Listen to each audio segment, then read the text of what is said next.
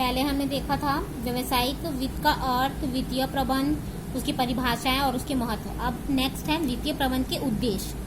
इसमें वित्तीय प्रबंध का मूलभूत उद्देश्य व्यवसाय के स्वामियों का अधिकतम हित करने से होता है, जिसका अर्थ है क्षमता अंशों के बाजार मूल्य में वृद्धि करना।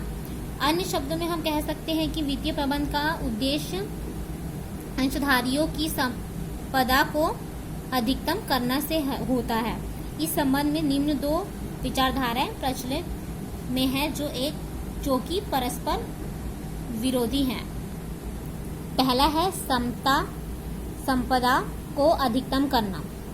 इसमें वित्तीय प्रबंध का उद्देश्य उन सभी निर्णयों से लेने से है जो अंशधारियों की संपदा को अधिकतम करते हैं। जैसे संपदा को अधिकतम करने का अभिप्राय अंशधारियों द्वारा व्यवसाय में विनियोजित पूंजी में वृद्धि करने से होता है।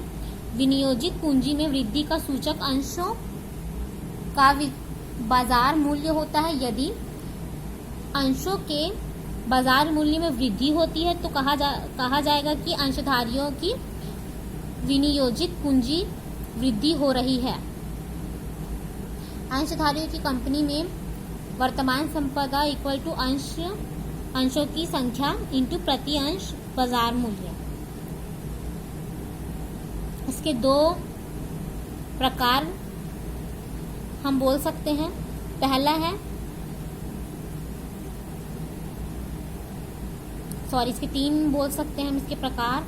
तीनों मुख्य वित्तीय है। पहला है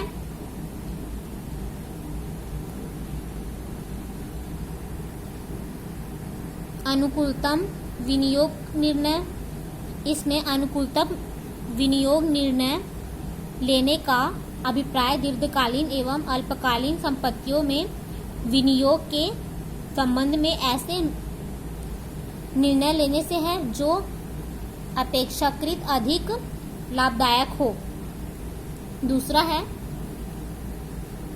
अनुकूलतम पूंजी व्यवस्था निर्णय। इसमें अनुकूलतम पूंजी व्यवस्था निर्णय का अभिप्राय ऋण पूंजी एवं अंश पूंजी का ऐसे संयोग तैयार करने से है जिस पर पूंजी प्राप्त करने की लागत न्यूनतम हो। तीसरा है अनुकूलतम लाभांश निर्णय।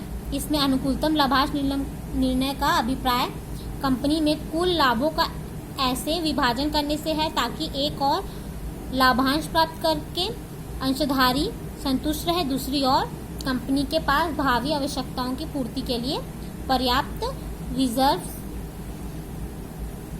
भी उपलब्ध हो। दूसरा है लाभों को अधिकतम करना। जैसे इस विचारधारा के अनुसार लाभ अर्जित करना प्रत्येक व्यवसाय का प्राथमिक उद्देश्य होता है। दूसरे शब्दों में लाभ को अधिकतम करने की व्यवसाय के स्वामियों का अधिकतम हित किया जा सकता है। जैसे लाभों को अधिकतम करने के पक्ष में तर्क। पहला है लाभ व्यवसाय की आर्थिक क्षमता एवं कुशलता का मानदंड है। दूसरा है इससे संसाधनों का कुशलतम आवंटन संभव हो सकता है। अधिकतम लाभ होने से भावी आकस्मिकताओं का भी सरलता से सामना किया जा सकता है। अधिकतम लाभ होने से अधिकतम सामाजिक कल्याण भी किया जा सकता है। वित्तीय प्रबंध व्यवसाय के पीछे पीछे चलता है। जब व्यवसाय का मुख्य उद्देश्य अधिकतम लाभ अर्जित करना है तो निसंदेह वित्तीय प्रबंध का भी मूलभूत उद्देश्य लाभ की प्राप्त मात्रा को अधिकतम करना है। उसके बाद है इसके विपक्ष में तर्क। यह विचारधारा केवल लाभ को अधिकतम करने पर बल देता है जो सामाजिक हितों के सर्वथा प्रतिकूल हैं, क्योंकि हमें शोषण की मनोवृत्ति पनपती है। दूसरा है यह विचारधारा अल्पकालीन व दीर्घकालीन लाभ में कोई अंतर नहीं करती।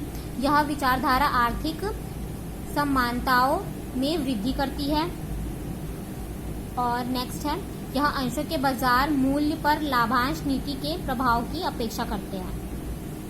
इसके बाद है तीसरा, अन्य उद्देश्य। वित्तीय प्रबंध के अन्य उद्देश्य निम्नलिखित इस प्रकार है। न्यूनतम लागत पर पर्याप्त कोषों को प्राप्त करना एवं इसकी नियमित पूर्ति बनाए रखना, कोषों की सुरक्षा को सुनिश्चित करना, उपलब्ध वित्तीय कोषों का अनुकूलतम उपयोग सुनिश्चित करना, प्रभावी वित्तीय नियंत्रण संपत्ति करना तथा ताकि अल्प पूंजीकरण एवं अति पूंजीकरण की स्थिति को टाला जा सके। अंशधारियों द्वारा क्रय किए गए अंशों पर पर्याप्त प्रत्याय सुनिश्चित करता है। जैसे इसका निष्कर्ष देख लेते हैं। अधिकतम लाभ कमाना व्यवसाय का उद्देश्य नहीं हो सकता। उचित अथवा संतोषजनक लाभ कमाना ही वित्तीय प्रबंधन का उद्देश्य हो सकता है।